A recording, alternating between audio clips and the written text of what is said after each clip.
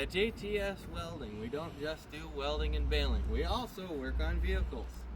And today, we're going to be changing the fuel filter on my 2007 Power Stroke.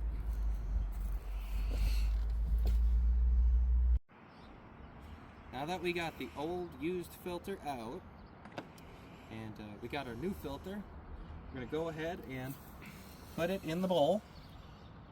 Now it stops. It's not going nowhere. Got our O-ring. Put it down inside. Then we take our cap. This is the old O-ring. Old O-ring.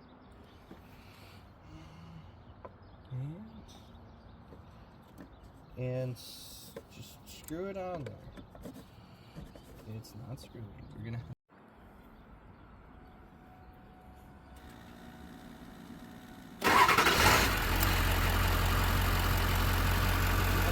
Well done.